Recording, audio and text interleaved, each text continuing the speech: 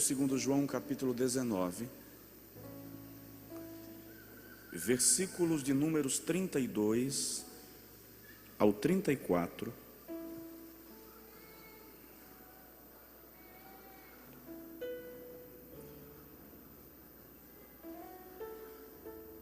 Foram, pois, os soldados,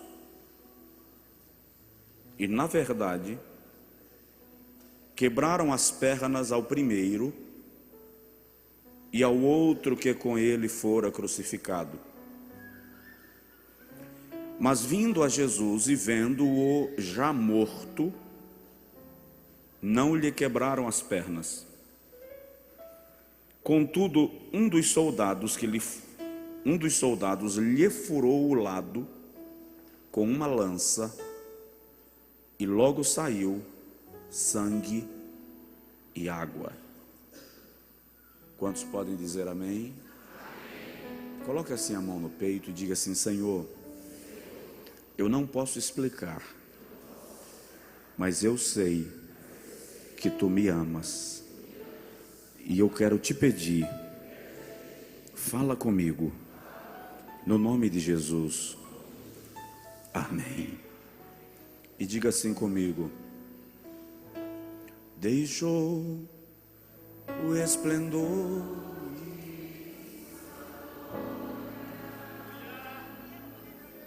sabendo destina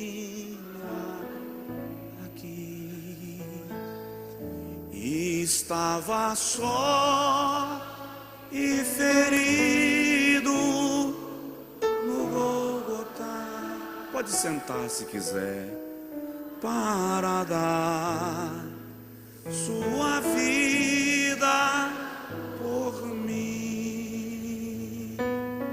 Diz assim, ó: se isto não for amor, o oceano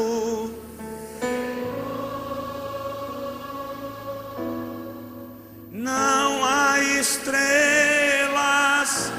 no céu, as andorinhas não voam mais, se isto não for amor, o céu não é.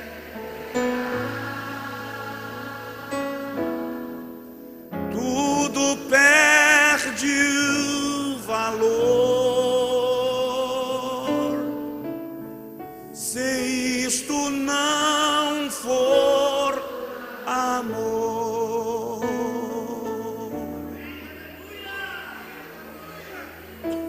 A celebração da Páscoa faz alusão histórica e profética ao episódio da libertação do povo hebreu do Egito. Quando Faraó, por sua dureza de coração, não quis deixar que o povo de Israel fosse liberado, segundo a ordem de Deus Jeová, e o Senhor ordena a Moisés que oriente as famílias dos hebreus que matem um cordeiro por família. Diga comigo: um cordeiro. Diga para o seu irmão: não um coelho, um cordeiro. Um cordeiro por família. E se a família fosse pequena, unir-se-ia a outra família pequena, e ambos comeriam da carne do cordeiro assada, embebida em ervas amargas, e o sangue do cordeiro seria aplicado nos umbrais da porta dos hebreus, porque à meia-noite o anjo da morte iria passar e haveria mortandade geral no Egito. O primogênito de cada casa e de cada família morreria, mas onde houvesse a marca do sangue, haveria proteção. Daí vem a palavra Páscoa, que literalmente significa passar além da marca, saltar a marca. Aquele ato, segundo a Bíblia Sagrada, já prefigurava o Cordeiro de Deus, que seria enviado por nós para derramar o seu sangue e por este derramamento de sangue nos salvar do destruidor e da morte eterna. Quando Jesus está passando à frente de João Batista, ou na frente de João Batista, e João o vê, ele diz: eis aí o Cordeiro de Deus que tira o pecado do mundo. João reconhece em Jesus o Cordeiro que seria sacrificado para que a nossa vida fosse salva. Por isso a Páscoa, eu disse há pouco, fala da morte e da ressurreição de Jesus. Devo dizer que a cruz do Calvário é o ponto central da vida e do ministério do Senhor Jesus. Um estudioso da Bíblia relatou que se a Bíblia descrevesse os 3 anos do ministério de Jesus com o detalhismo que descreve o Calvário, nós teríamos que acrescentar 8.400 páginas à Bíblia Sagrada. Sem sombra de dúvida, a ênfase que se dá à crucificação é devido à importância da obra que Jesus realizou na cruz do Calvário por nós e para nós. Repito, a cruz do Calvário é o ponto central e o momento mais elevado da vida e do ministério do Senhor Jesus. Os seus mais diversos milagres, desde a transformação de água em vinho, até os mortos que ele ressuscitou, não fosse o Calvário, teriam desaparecido na história. O tempo teria apagado a referência. A razão pela qual nós lembramos, mencionamos e cremos nestes milagres, a razão pela qual Jesus não é canonizado, ele é santo. A razão pela qual Jesus não é apenas venerado, ele é adorado. A razão pela qual Jesus não é apenas um profeta, ele é Deus. É que ele morreu na cruz do Calvário e ressuscitou ao 3º dia e está sentado à destra de Deus, onde intercede pelos seus santos.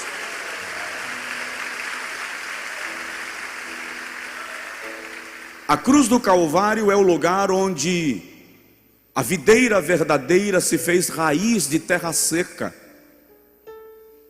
A cruz do Calvário é o lugar onde o leão se fez cordeiro.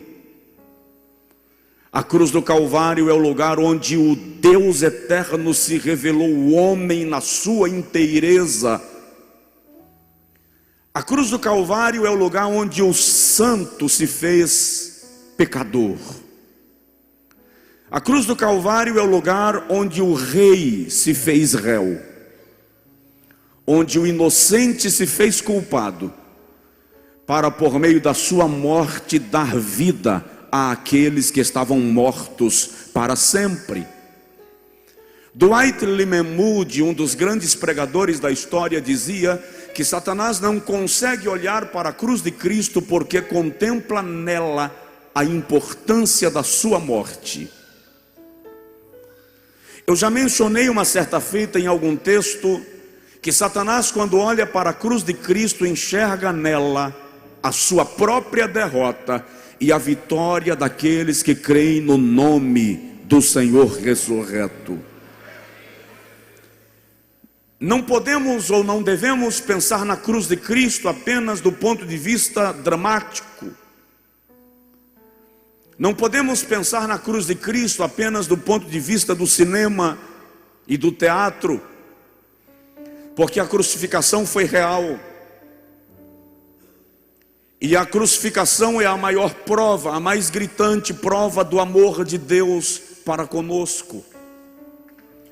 Eu quero compartilhar contigo muito rapidamente algumas coisas que a morte de Cristo provocou e promoveu para a nossa vida. Se Ele não tivesse morrido, estes fatos não aconteceriam. Nós não podemos pensar no Cristo da cruz apenas como um quadro na entrada da nossa casa. Nós não podemos pensar no Cristo da cruz apenas como a joia da nossa corrente pendurada no pescoço. Nós não podemos pensar no Cristo da cruz do ponto de vista de como Ele é apresentado, exemplificado e tipificado no Rio de Janeiro, de braços abertos, imóvel e a cada X anos precisando de uma reforma. Nós temos que pensar no Cristo da cruz como aquele que nasceu de uma virgem, viveu sem pecar, morreu pelos pecados que não cometeu, ressurgiu com poder e glória, assentou-se à destra do Todo-Poderoso, Criador dos céus e da terra, reina e intercede pela sua igreja e por aqueles que creem no seu nome. Agora nós temos que entender que a sua morte, repito, promoveu alguns acontecimentos para a nossa vida que não podemos ignorar. Primeiro, a morte de Jesus trouxe a revelação dos nossos pecados. A morte de Jesus, ou a crucificação, é o lugar onde o nosso pecado é confrontado, onde a nossa natureza pecaminosa é revelada. A cruz do Calvário é o lugar onde se confirma que todo homem se fez pecador. Romanos 3:23 diz que todos pecaram e destituídos estão da glória de Deus. Romanos 5:12, Paulo diz que por um homem entrou o pecado no mundo e pelo pecado a morte, e assim a morte passou a todos os homens. Em Romanos 11:23, Paulo diz que todos pecaram e assim todos foram encerrados debaixo da desobediência. O salmista no Salmo de número 14 diz que todos os homens se fizeram pecadores e nécios de coração. Quando Salomão ora na inauguração do templo em Jerusalém, capítulo 6 do segundo livro das Crônicas, versículo 48, ele diz assim: se o teu povo pecar, e abre parêntese, porque não há homem que não peque. Ou seja, Salomão está reconhecendo que todo homem é por natureza pecador. No Salmo 51, o salmista diz: eis que em iniquidade fui gerado e em pecado me concebeu a minha mãe. A cruz do Calvário é o lugar onde este pecado é revelado e repousa sobre o Cordeiro imaculado, sobre o Cristo inocente, sobre aquele que por nós estava dando a sua vida para anular o poder do pecado em nossa vida. Isaías, na sua profecia messiânica, capítulo 53, versículo 4, 5 e 6 diz: verdadeiramente Ele tomou sobre si as nossas dores e as nossas enfermidades levou sobre si. Ele foi ferido pelas nossas transgressões e moído pelas nossas iniquidades, e pelas suas pisaduras fomos sarados. E nós o reputávamos por aflito, ferido de Deus e oprimido, mas ele foi moído pelas nossas transgressões. E eu amo o versículo 11, quando Isaías diz: ele verá o fruto do seu sacrifício e ficará satisfeito. Quando Isaías diz: ele verá o fruto do seu sacrifício, Isaías está dizendo que Jesus, exatamente agora, domingo 16 de abril de 2017, assentado no trono da glória, está olhando para a igreja reunida, e Ele está dizendo: olha lá, Pai, valeu a pena o meu sacrifício.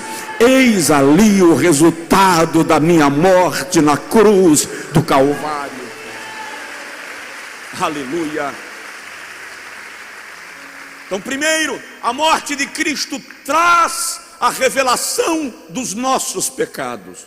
Nós somos, por natureza, pecadores, mas Ele deu a sua vida por nós. Eu acho interessante que às vezes nós somos tentados a pensar que Jesus foi à cruz por falta de opção. Às vezes nós somos tentados a pensar que o Pai colocou as mãos nas costas de Jesus e disse: você tem que ir. Se você não for, você perde o status de rei. Não.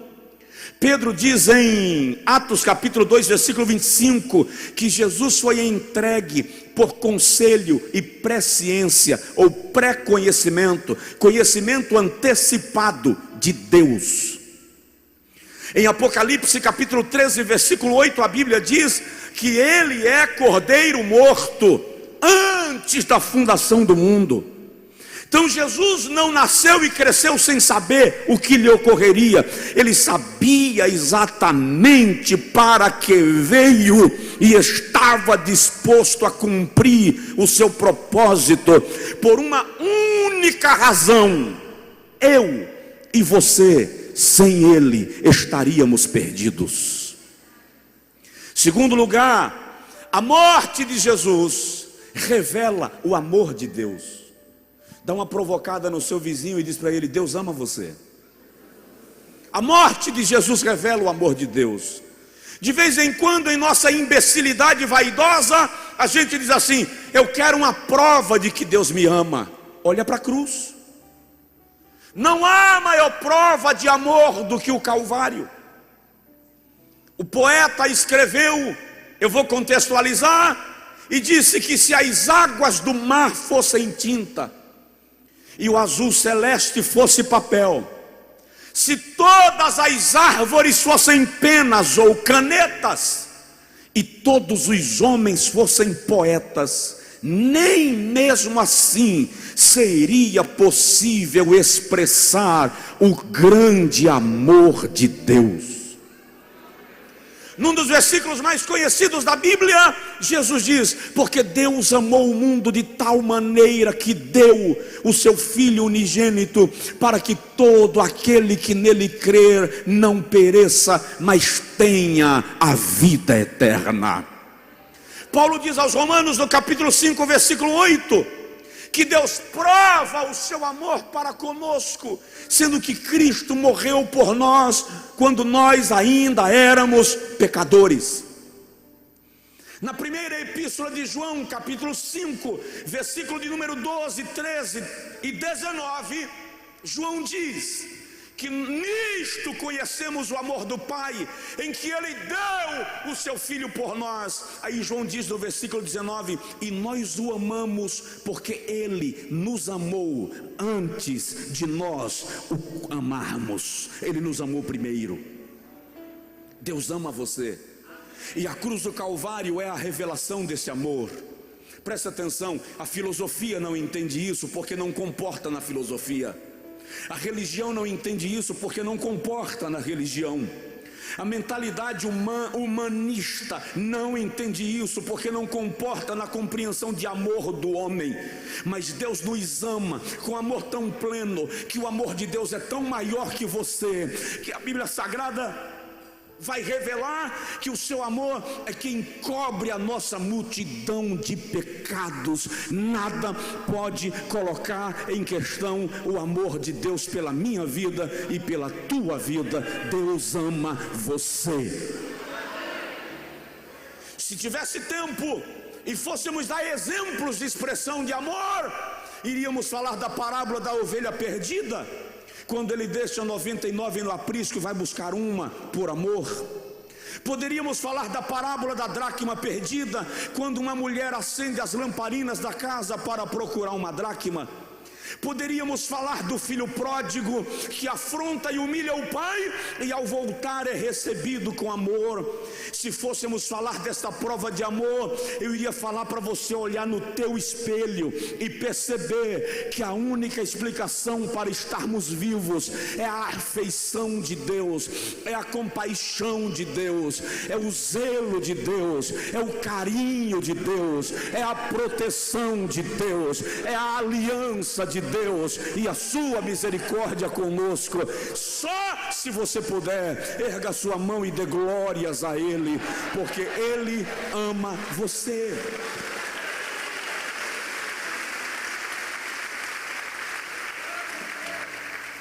Em terceiro lugar, a morte de Jesus revela o nosso resgate. Eu e você éramos escravos do pecado e não poderíamos ser redimidos se alguém não pagasse esse resgate. E quer saber de uma coisa? A lei mosaica estabelecia que só sangue inocente poderia pagar o resgate de um culpado. É por isso que Deus não envia profetas para o Calvário.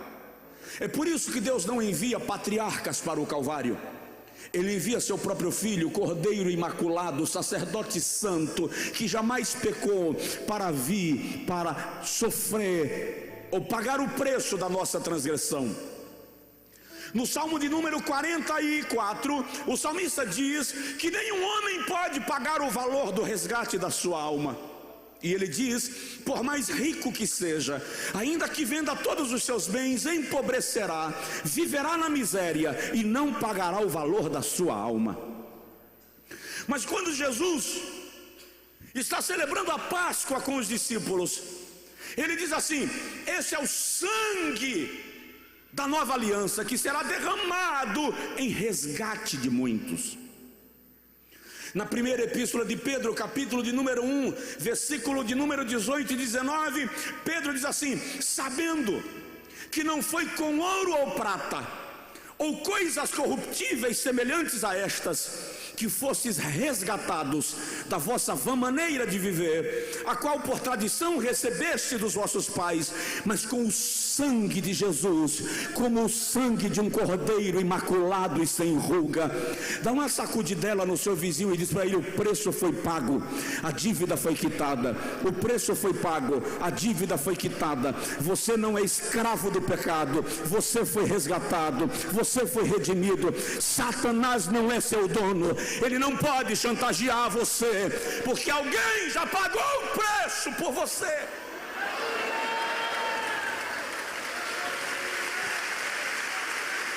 Aleluia. Então, na cruz de Cristo, no Calvário de Cristo, na crucificação, está revelado o nosso resgate. Alguém pagou um preço. Lembro-me agora de um fazendeiro cristão norte-americano que na época da escravatura passou no mercado negro, no mercado de escravos, no mercado de venda de escravos, e ele viu uma jovem que estava para ser leiloada como escrava. E aquele fazendeiro correu em casa e pegou a sua bolsa de moedas de ouro e voltou correndo para o mercado de escravos, e a moça estava sendo leiloada. E quando chegou o momento do leilão da jovem, ele ofereceu o maior lance e comprou a escrava. E quando diz a história que quando ele veio para receber a escrava na plataforma, a escrava encheu a boca de saliva e cuspiu na sua face. Ele poderia chibatá-la, bater, espancá-la. Ele era dono e ela era escrava. Mas diz a história que ele tirou um lenço do bolso, enxugou o rosto e levou a moça para o cartório, onde seriam passados os documentos de propriedade.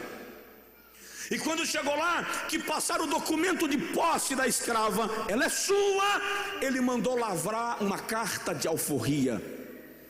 E quando terminou de lavrar a carta de alforria, ele estendeu a mão e entregou a carta para ela. E ela, assustada, olhou para ele, pensando que era uma armadilha, uma jogada. Ela disse: você não pode me dar essa carta.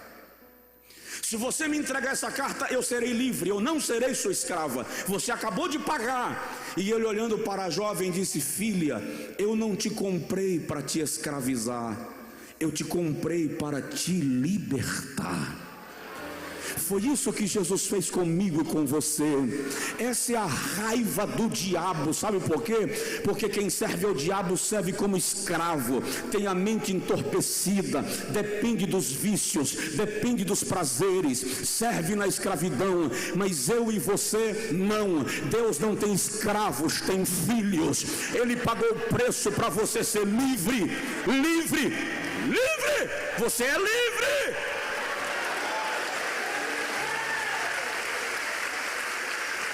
Aleluia. Conheço gente que quis deixar de adorar os demônios.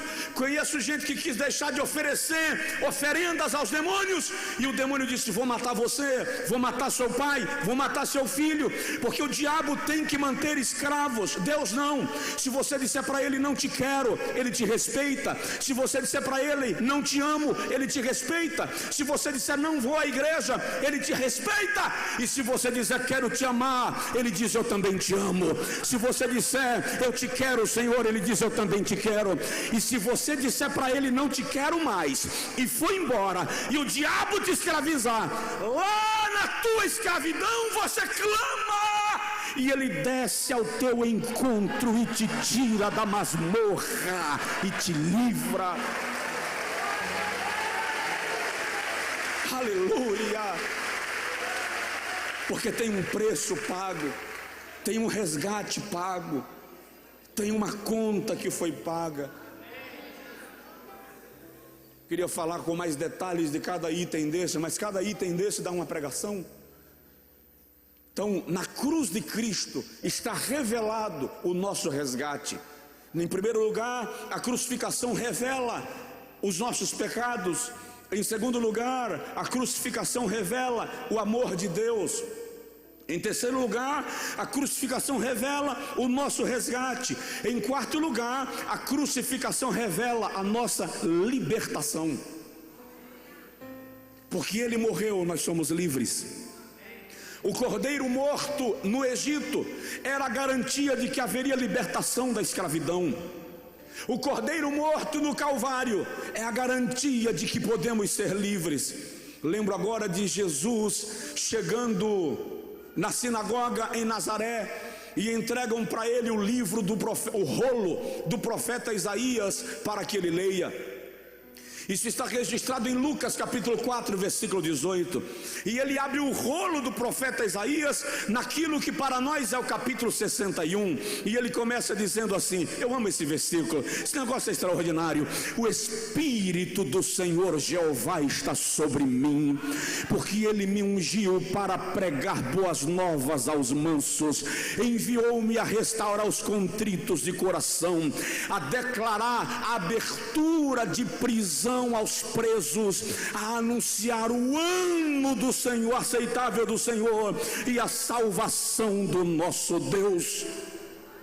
Quando Pedro está pregando na casa de Cornélio, Atos capítulo 10, versículo 38, Pedro diz assim: Deus ungiu a Jesus de Nazaré com o Espírito Santo e com poder, o qual andou por toda a parte fazendo o bem e libertando a todos os oprimidos do diabo, porque Deus era com ele. Ou seja, na morte de Jesus está a nossa libertação. João 8,32, quase todo mundo sabe de cor. E conhecereis a verdade, e a verdade vos libertará. João 8,36, se pois o Filho vos libertar, verdadeiramente sereis livres. Aleluia. Gálatas capítulo 5, versículo 1, para a liberdade Cristo vos libertou. Permanecei firmes e não retorneis ao jugo da escravidão. Olha que lindo, Romanos 6,14. Pois o pecado não tem mais domínio sobre vós, porquanto não estáis mais debaixo da lei, mas debaixo da graça. Dá uma provocada do irmão do seu lado e diz para ele: Jesus me libertou. Jesus me libertou. Eu não estou ouvindo o grito de um povo que está liberto. Jesus me libertou. Na cruz do Calvário está a nossa libertação. Aleluia. A sua morte nos livra. A sua morte quebra as algemas, a sua morte quebra as correntes. Em quinto lugar, na morte de Jesus está a expiação dos nossos pecados. O que é expiação? Uma vez por ano, no mês de Tisri, que corresponde ao nosso mês de outubro, o sacerdote convocava toda a nação para o dia da expiação nacional. Toda a nação se reunia em Jerusalém para a confissão de pecados, sacrifício e perdão. E vinham ou eram trazidos, Levítico capítulo de número 27, eram trazidos 2 cordeiros para serem apresentados no altar. O primeiro cordeiro era morto, e o sacerdote pegava o sangue daquele cordeiro, espargia sobre si, espargia sobre os sacerdotes, sobre os levitas, sobre o altar, sobre o santuário, santificando o santuário, os levitas e os sacerdotes. O segundo cordeiro, o sumo sacerdote colocava a mão sobre a cabeça do cordeiro, confessava o pecado do povo, e aquele cordeiro era solto no deserto para trilhar, peregrinar no deserto. Simbolicamente, aquele cordeiro levava o sacrifício do povo para o deserto, morria no deserto. É por isso que Hebreus capítulo 13, versículo 12 diz que Jesus, para santificar o seu povo com o seu próprio sangue, padeceu fora da porta ou fora da cidade, ou seja, ele sai peregrinando, levando sobre si os nossos pecados. Ele faz expiação pelos nossos pecados. Significa dizer que ele se apresenta em nosso lugar, ele recebe sobre si a nossa transgressão. A cruz do Calvário é mais do que a tortura de um império cruel a um inocente condenado. A cruz do Calvário é o lugar onde o meu pecado e o teu pecado foi depositado em Jesus. Toda a nossa transgressão foi colocada nele.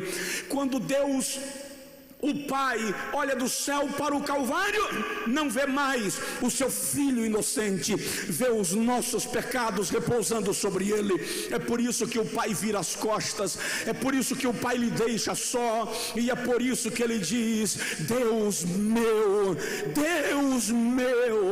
por que me desamparastes? Porque o nosso pecado estava sobre ele. Mas olha o que a Bíblia diz: pois que por um momento te deixei, mas outra vez com misericórdia te trouxe de volta, te atraí.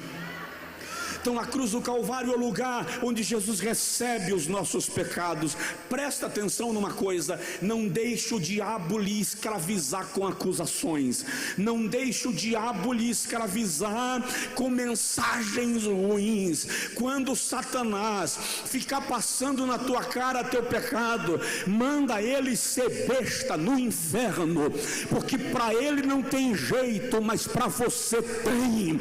Ele foi criado perfeito e está condenado à eternidade distante de Deus. Eu e você, criados imperfeitos, mas alvos de uma misericórdia extraordinária que nos dá esperança de vida eterna. Só quem entende esse negócio dá glória a Deus e celebra o nome de Jesus.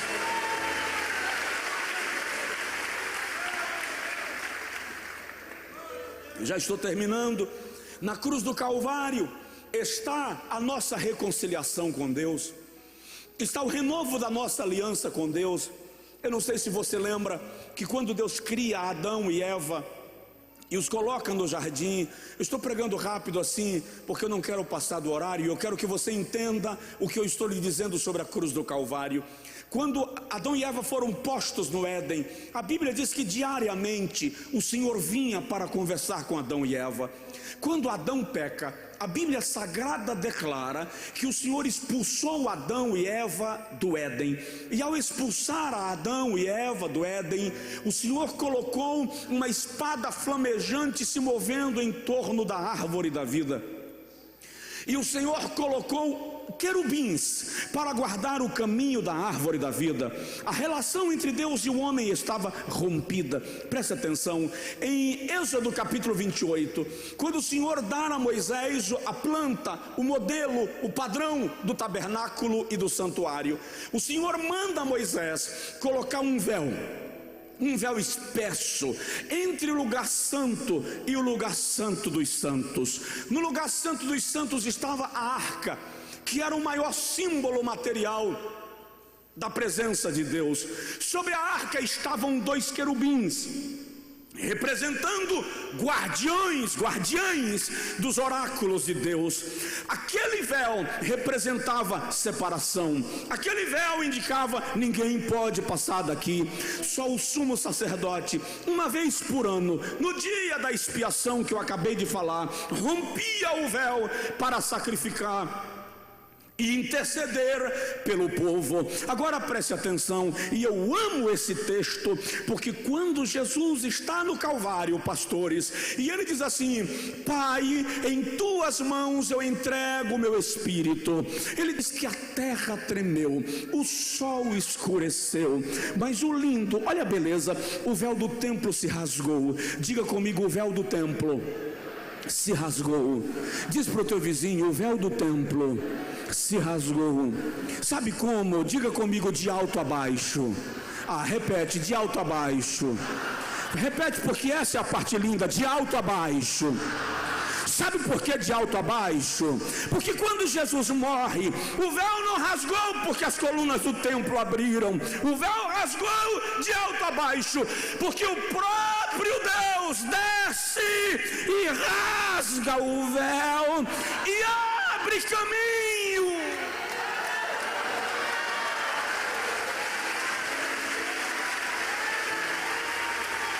Aleluia! Sabe o que significa isso? O próprio Deus está dizendo: a parede da separação está derribada, a inimizade está rompida, a aliança está refeita. É por isso que Paulo diz aos Coríntios, segunda carta, capítulo de número 2, versículos 18 a 20, Paulo diz que Deus estava em Cristo, 5, 18 a 20, Deus estava em Cristo, reconciliando consigo mesmo o mundo, não contabilizando aos homens as suas transgressões, mas estabelecendo a paz. Então, na cruz do Calvário está a nossa reconciliação com Deus. Na cruz do Calvário está a nossa renovação de aliança. Nós podemos ser amigos de Deus. Penúltimo lugar, na cruz do Calvário está a nossa salvação. O que significa salvar? Livrar, tirar para fora, dar livramento, tirar do buraco, conceder vitória, dar livramento. Efésios 2:8, pela graça sois salvos, pela graça sois salvos. Provoca o vizinho e diz para ele: pela graça sois salvos. Pela graça sois salvos. Você não entendeu? Pela graça sois salvos. Pela graça. Não pelas obras, não pela religião, não pelo esforço próprio. Pela graça sois salvos, por meio da fé. Isto não vem de vós, é dom de Deus. Aleluia. Na cruz do Calvário está a nossa salvação. Salvos por Ele, redimidos por Ele, resgatados por Ele. Paulo diz aos Romanos no capítulo 10, versículo 8: se com a tua boca confessares a Jesus como Senhor, e em teu coração creres que Ele ressuscitou dentre os mortos, serás salvo. As pessoas não conseguem entender isso. As pessoas dizem assim: como é que pode? Eu, um comedor de feijão, já ouvi muito isso aí nesse sertãozão. Eu, um comedor de feijão, salvo? Isso é invenção de vocês. Nunca se viu dizer isso. Deixa eu te explicar. Não é possível pela religião, não é possível pela bondade dos homens, não é possível a mentalidade humana entender isso, porque a mentalidade humana é possessiva e vingadora. Mas no coração de Deus, salvação é um plano eterno. O que é mais extraordinário é isso, é que salvação no plano de Deus é um projeto eterno. Eu acho isso lindo e extraordinário, porque veja só, antes de Deus criar o homem perfeito, Ele já estava planejando salvação para recuperar o homem que Ele criaria perfeito, iria se estragar, e Ele já tinha planejado a recuperação. É por isso que Paulo, escrevendo a Timóteo, capítulo de número 1, versículo 9, diz que o Senhor nos chamou com uma santa vocação desde os tempos eternos. Ou seja, antes, na eternidade, Deus não tinha nem criado a mim, a você, não tinha criado Adão, para ficar mais claro, e Ele já sabe que Adão vai pecar. Como é que Ele cria um camarada que Ele sabe que vai pecar? Como é que Deus não anula a possibilidade de Adão pecar? Porque Deus não quer pessoas manipuladas, intoxicadas, bêbadas e sem saber o que estão fazendo. Deus quer gente que o sirva como filho, não como escravo. Estou aqui porque quero, não porque Deus colocou uma espada no meu pescoço. E Ele te dá o direito de errar, Ele te dá o direito de pecar, mas diz assim: se você errar, eu já planejei recuperação, eu já planejei caminho de volta. Você não precisa ficar na sepultura, porque eu mesmo, Deus, desci ao charco de lodo para te tirar de lá e te dar direito de vida eterna e salvação.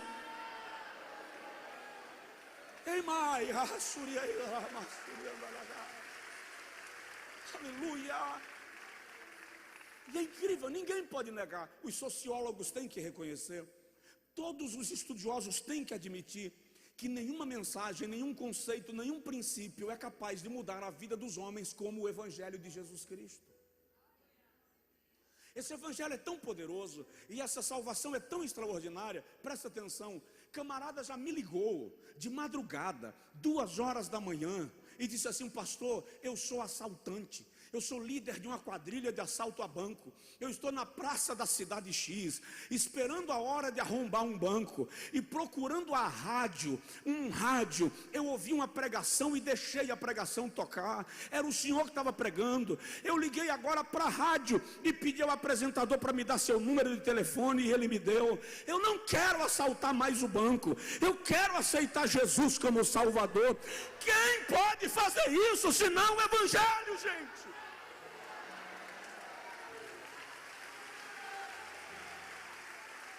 Só o Evangelho faz isto. Aleluia.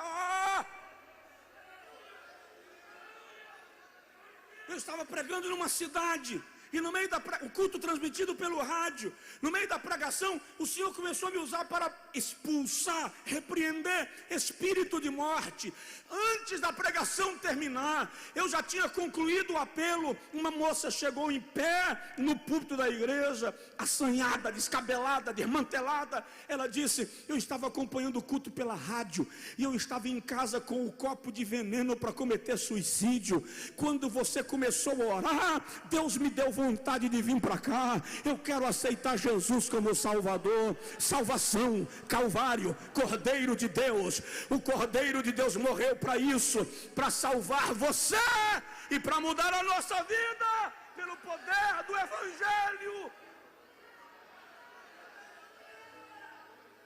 Quem tem certeza de salvação em Cristo, levante assim a sua mão. Alguém vai dizer que povo pretensioso e besta. Não, não é pretensão nem bestajada. Isso é apenas a testificação do Espírito Santo em nossa alma, dizendo: Cristo Jesus morreu por nós. Cristo Jesus morreu por nós. E Ele anula o poder do pecado, e você pode ser salvo por Ele. E eu termino. Em último lugar, não é que esgotou, não. Em último lugar, o que eu quero e posso falar hoje à noite, mas teria muitas outras coisas para falar. Mas deixa eu te dizer, na cruz de Jesus, na morte de Jesus, está a nossa vitória sobre Satanás e seus demônios. Porque Jesus morreu, Satanás não pode fazer o que quer com você. Diz aí para o seu vizinho: porque Jesus morreu, Satanás não pode fazer o que quer com você. Aleluia. Olha o que diz Hebreus capítulo 2, versículo 14.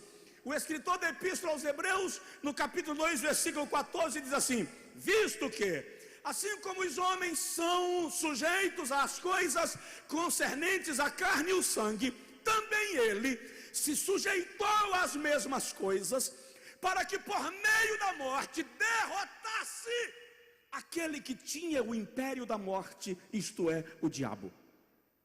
A cruz do Calvário não é o lugar onde Jesus desfalece. A cruz do Calvário é o lugar onde Jesus esmaga a cabeça da serpente.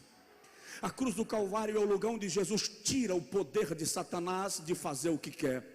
A cruz do Calvário é o lugar onde Jesus diz assim: ô cabeça rachada, a partir de hoje você não toca num servo meu, você não toca numa serva minha, porque aqueles que creem em mim estão debaixo do meu sangue, estão guardados pela minha proteção. A cruz é o lugar da sua vitória contra o poder das trevas. Sacode seu vizinho e diz para ele assim: Jesus venceu por você. Jesus venceu por você, Jesus venceu por nós, aleluia!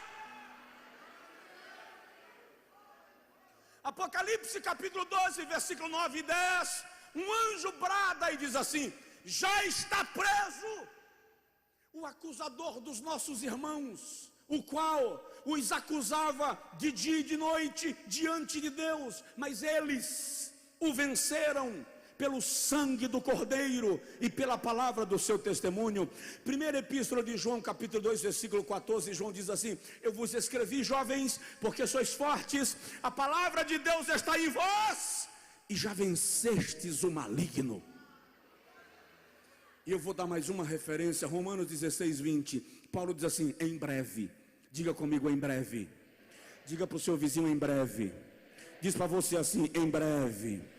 Olha o que Paulo diz: em breve, o Deus de paz esmagará Satanás debaixo dos vossos pés.